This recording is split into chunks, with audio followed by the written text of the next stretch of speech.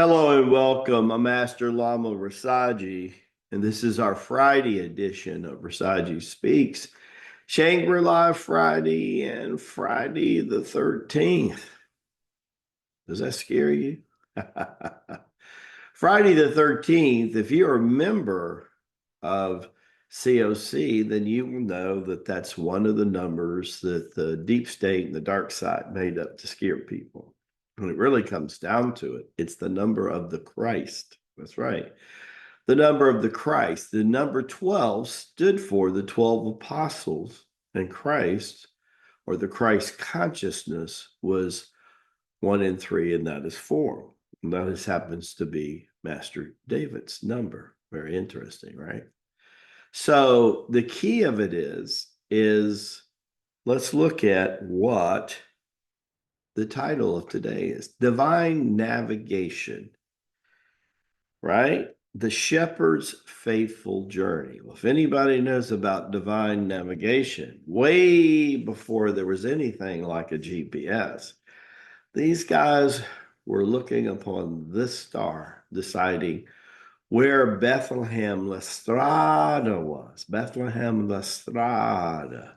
That was the birthplace of Jesus, but more importantly, it was the bloodline of David. So Joseph was actually also born there. So he had to go back there because there was a census to be taken, right? And Herod was freaking out because people were coming to replace him. And there was this ancient Hebrew story about a coming of a Messiah. Emmanuel, God dwells with us. Who would be manifesting the Christ, the number 13, consciousness in this age, right? Well, there's been Krishna, there's been the Buddha, right? There's been Kuan Yin, there's been Mother Mary, right? Who would manifest it?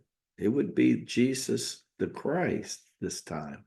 Or Master Rabbi Jesus, as the Lamasery refers to them. Divine navigation, divine navigation. Well, it starts inward, and every time we go outward, there is a reflection, a deja vu, the eternal aha, that gut feeling that we have been here or done this before. And so Melchior, the leader of the three wise men, Balastar, right, and Jasper, were going, right? Middle East, North Africa, and also India. Where would these three, what would these three magistrates come? What did they have in common? They had in common the root of Tai Chi Gung.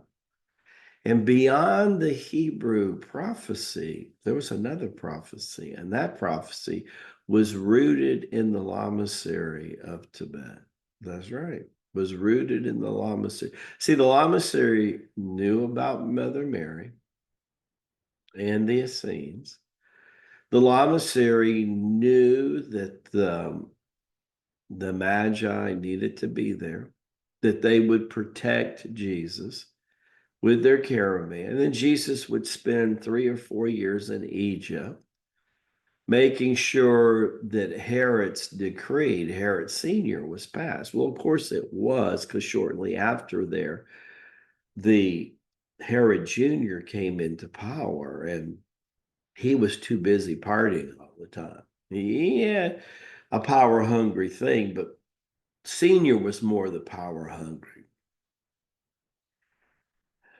Junior was more into just having a fun old time. That's what he was too busy with his own shenanigans to be worried about a coming Messiah.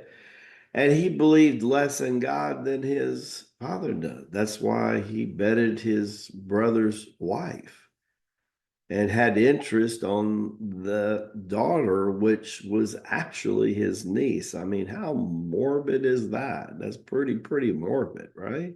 Pretty crazy. Divine navigation, right? So they knew that they would take him back to Galilee at a time, give him his early training, and then Melchior would send Jasper and send Belistar back to their kingdoms. And he would sit there and help mentor two young people. One was the cousin, John the Baptist, right? Which was the child of Zachariah and Elizabeth. And then, of course, Mother Mary and Joseph with Jesus. And they would be mentored. Mary would be there. Anna was still there at the time, right? And there she was, that lineage that was there, that mystical group, the lineage being inspired by the Siddha yoga master and Tai Chi Gung master, one who was already of the order of Melchizedek. There's that word chi again. Melchior and Melchizedek. When I was on my first 45-day renewal on the mountaintop in Tibet, sitting there going through the Bible, I was told during my time to find chi in the Bible, to find Tai Chi Gung in the Bible. Never would it hit me that when I found that was my first contemplation that there's no death in God. How are these people living millenniums? I knew that Uncle Enoch had lived over 300 years. I knew that his mortal child had lived 969 years, and that his great-great-grandson, Noah, lived over 400 years. But this millennium, well, let your days be as old as trees. Well, there's trees that are 100 years old, but there's also trees that are millenniums old. What kind of tree do you want to be? There's an olive tree that was supposed to be there during this time that was planted before the star was planted in the sky. Today, it's estimated that that olive tree in Judea is over 5,000 years old. Now, that's a good tree to want to be like, an olive tree. Boy, I love olives. Me and my granddaughter, Quinn, we love olives. I just love them, love them, love them. Jesus loved olives. Did you know that? He loved olives. He loved figs. He loved artichokes. Did you know that? And that's funny. I like all of them too. That's amazing, right?